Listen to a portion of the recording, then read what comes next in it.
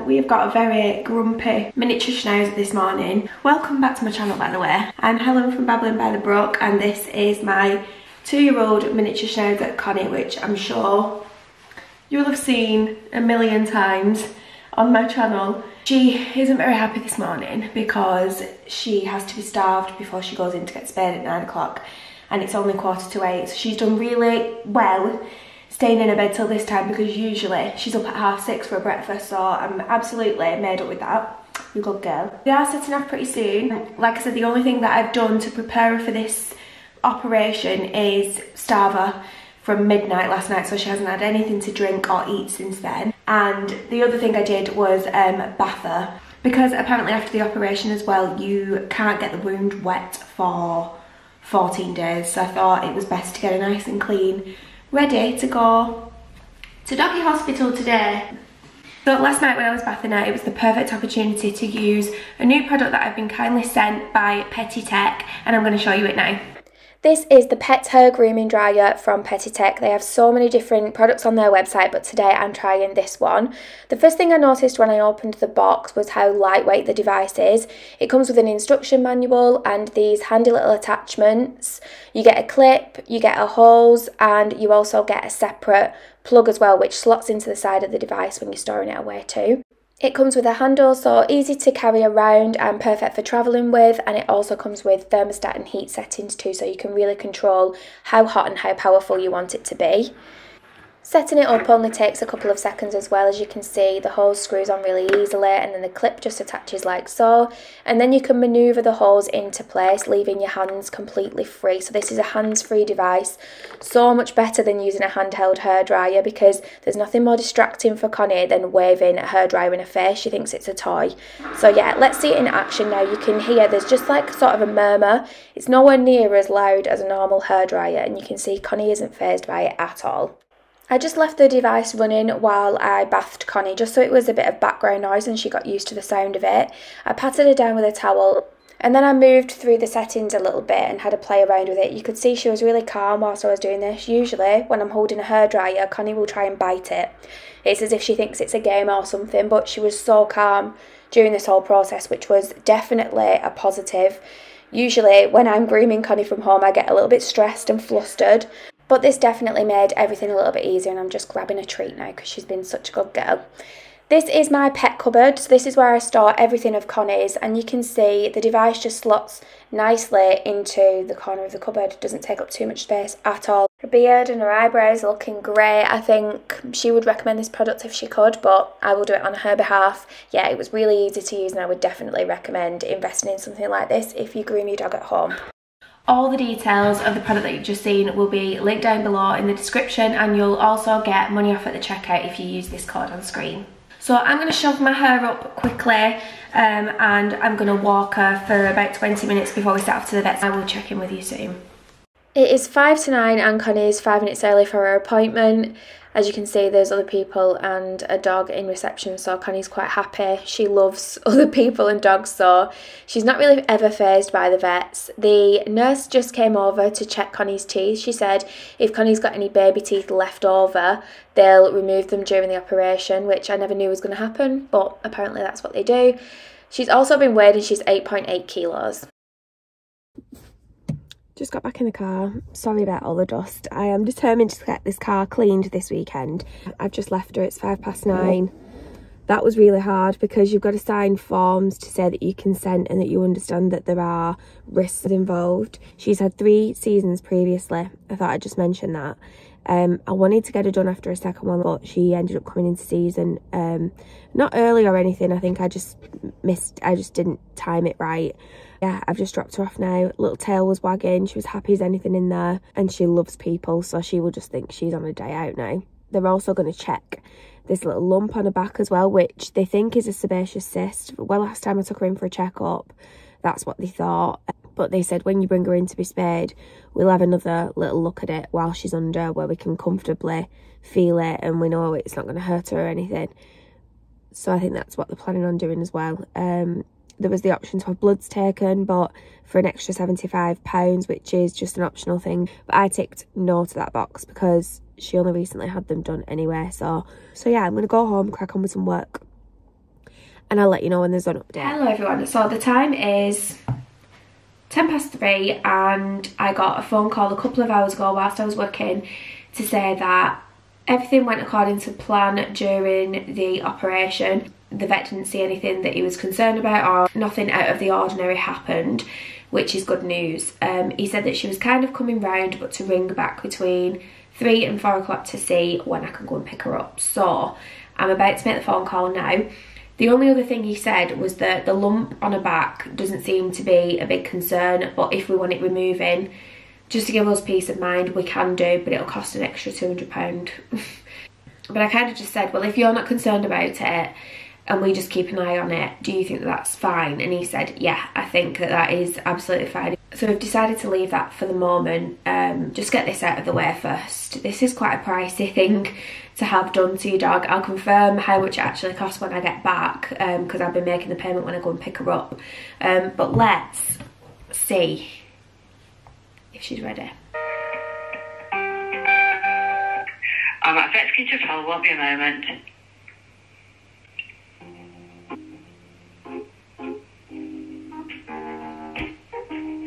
She's ready, but my battery died just as I started speaking to the woman.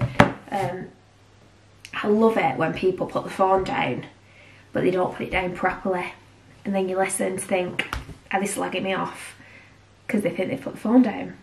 Because I did kind of give them a life story, and I was like, I might get stuck in traffic because it's school closing time, but I'll be there. And I bet she just thought, just shut up, just come and get your dog. Which I intend to do so let's go. Hello everyone, the time is 5:15. It took me ages to get there and back in traffic, but there was a dog barking at her in the vet's reception, and you could just tell she was just like, I'm not in the mood for this. So I got her out of there as quick as I could with all the information that I needed about her aftercare and stuff like that. Sorry if you can hear the dryer or blankets are in there, because I just wanted to have a nice clean bed tonight. Honestly, I feel like crying. I brought her out and she just stood stiff. I took a little clip of her coming out and she was just like, wouldn't move, and I rang them up and said, am I okay to pick her up? Because they never told me whether I could or I couldn't, so I just wanted to double check that I'm not gonna do any damage by lifting her up, you know. And they said as long as I scoop her under her bottom, she'll be absolutely fine.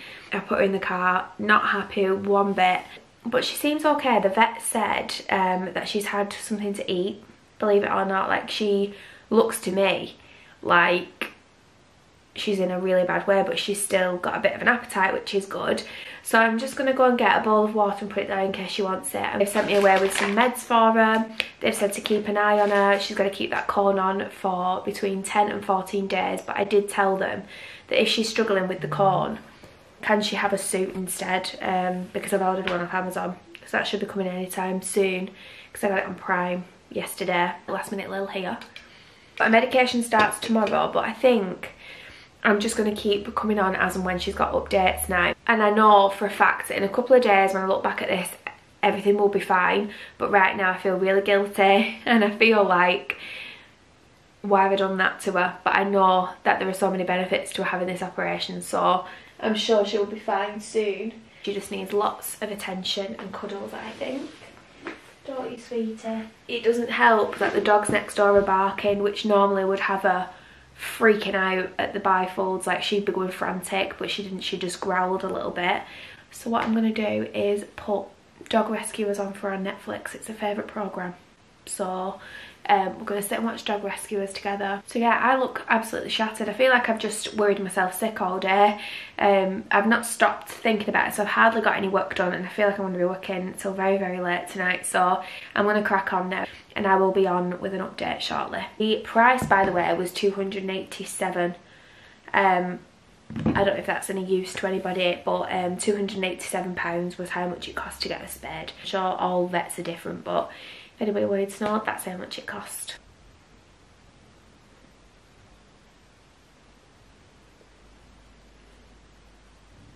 There are 9 million dogs in our home.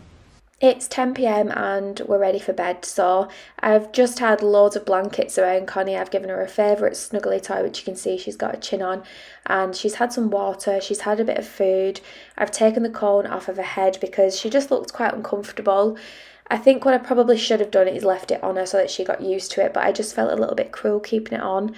I am going to have to put it on for bed just because I don't know if in the night she might end up being able to get this surgery suit off. Yeah, so I just want to make sure for the first night at least she's got the cone on her head. But I just thought while she was laid down and just looking really sorry for herself, I just wanted to put the suit on her because it was nice and soft and I thought she'd be much more comfortable. So you can see she's still completely out of it. I don't think the anaesthetic has properly worn off yet. And I've been told that she could be like this for the next sort of 24 hours. She hasn't been to the toilet yet either. But it's time for bed now. Come on. Where is she? She's sort of like just not, her little tail was wagging. And she looks a little bit better. She's more than she weak. I don't think so. So it took Connie a good 10 minutes to come round. She didn't come out of her crate straight away. She just sort of stood there looking a little bit confused. She's actually starting on these painkillers today, so I'll be adding this to her food for the next 5 days. That's what the vet recommends. So hopefully she won't be in any pain, but she's got an appetite, as you can see, which is never a problem with Connie. She's a very, very food-driven dog, so I'm quite happy about that. Even though she's not going to the toilet, she's still got a good appetite, so that's one good thing. It is another day later and I thought I would just check in. She's definitely using the suit more than the cone now. She's getting a little bit more active. Still quite immobile, like she's still sat on the blanket quite a lot. She has been to the toilet though, but you can see she's trying to get at the wound. She can't get this suit off, which is a good thing. But yeah, she's definitely more interested in trying to see what's gone on down there, and that's her first. For the last few days she's just not been interested in anything, whereas now she's got a little bit more energy and she's perking up a bit, definitely. It's day 4 and Connie's energy levels have pretty much returned back to normal now. I'm doing anything to try and keep her busy and stop her from jumping up, because rupturing her stitches is something that can happen between day 3 and 5.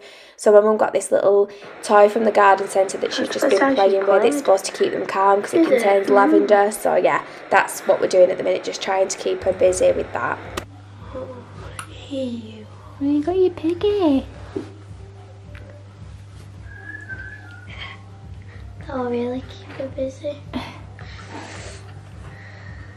It's day 5 and Connie's last day of her medication, so this is the last time I'll be giving her this.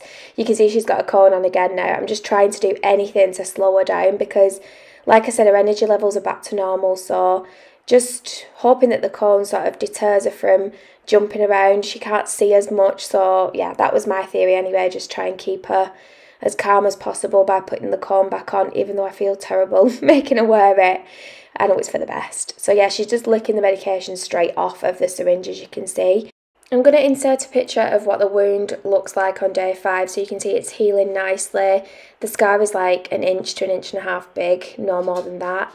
And then by day 10 to 14, she was being a complete normal self, chasing the ball again.